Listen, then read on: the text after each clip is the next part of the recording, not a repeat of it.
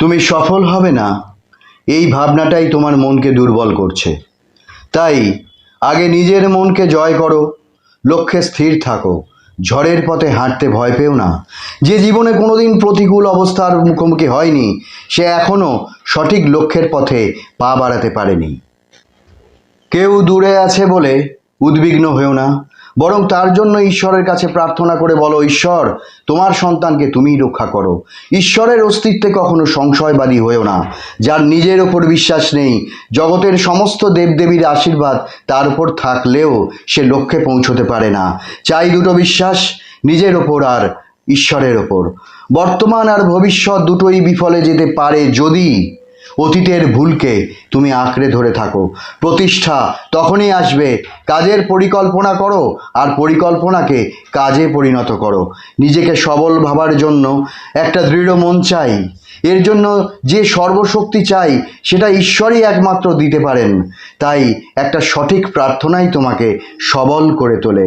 নিজেকে দুর্বল ভাবাটাই পাপ, কারণ তুমি ভুলে গেছো তোমার হৃদয়েই ঈশ্বরের বাস। তুমি সংসার করছো, এ তো বেশ ভালো, সংসারেই তো ঈশ্বরের বাস। তুমি যদি সেটা মনে করে সংসার করো যে আমি যা কাজ করছি, আমি রান্না করছি, আমি ঈশ্বরের সন্তানদের খেতে দিচ্ছি, যে আমার স্ত্রী, যে আমার স্বামী, যে কন্যা, যে পুত্র, যে আপন লোক যারা সমস্ত আছে, এসবই ঈশ্বরের রূপ, আমি ঈশ্বরের সেবাই করছি, ব্যাস, তাহলে তো আর তোমাকে সারাদিন ধরে ঠাকুর পুজো করতে হয় না, লম্বা লম্বা মন্ত্র উচ্চারণ করতে হয় না। যদি পৃথিবীর সমস্ত শক্তি তোমার ওপর থাকে আর নিজের ওপর না বিশ্বাস থাকে, যদি ঈশ্বরের ওপর বিশ্বাস না থাকে, তাহলে সফলতা তোমাকে ধরা দেবে না। বয়স কখনো কারো বাধা হতে পারে না। জয় করার জন্য চাই একটা সবল মন, আর মন কারো সবল হয় না।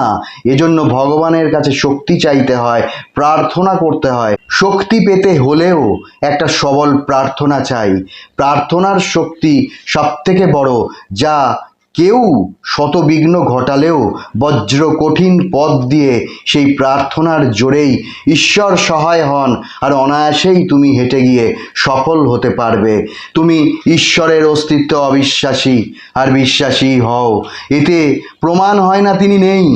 তোমার অতি নিকটে তিনি, যাকে সর্বক্ষণ বহে বেড়াচ্ছ। কারণ তুমি এখন মানুষ, পরে মানুষ হবে, তারপর তুমি ঈশ্বরকে জেনে ঈশ্বর হবে। তোমার ভাবনায় ঈশ্বরের অস্তিত্বর বিলুপ্তি ঘটবে না। গাভী মা বলে, বিড়াল ছানা মিউ মিউ করে মাকেই ডাকে। তুমি মা বলে ডাকতে শেখো। মা নামেই তো জগৎ উদ্ধার, মা নামেই তো সর্বসফলতা, মা নামেই তো সিদ্ধি, আর মা নামেই তো উদ্ধার। নিরাকার পরম ব্রহ্ম আর শক্তিকে কখনো ভিন্ন ভেবো না। যিনিই ব্রহ্ম তিনিই শক্তি। যিনি নিরাকার ছিলেন, তার ইচ্ছা হয়েছিল শক্তি রূপ ধারণ করতে, তাই তিনি এই জগৎ সংসারকে তৈরি করেছেন একটু একটু করে। পাহাড় পর্বত, আকাশ বাতাস, গাছপালা, পশু পাখি, এবং তার সৃষ্টি শ্রেষ্ঠ সন্তান হলো মানুষ। এই মানুষই একমাত্র পারে ব্রহ্মকে জানতে, নিরাকারকে জানতে, শক্তিকে জানতে, মাকে জানতে। সেই জন্যে মানুষ হলো ঈশ্বর, এবং মানুষই পারে একমাত্র ঈশ্বরের দর্শন পেতে।